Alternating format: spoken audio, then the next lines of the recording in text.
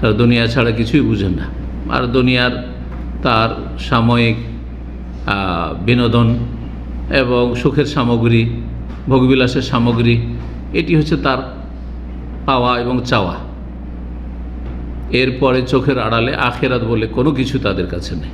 কিন্তু আপনি একজন মুসলিম হিসাবে চিন্তা করুন যে আপনার এই দুনিয়ার সময়টা হচ্ছে কর্মজগৎ, পরকালের সময়টা হচ্ছে আপনার স্থায়ী জগৎ। এই সময় যদি কর্ম করেন তাহলে স্থায়ী জগতে আখেরাতে আপনি সুখী, দুনিয়াতেও সুখী, এতে কোনো সন্দেহ নেই। যে যত বেশি সময়ের মূল্যায়ন করে সে তত বেশি ইহকাল পরকালে সুখী।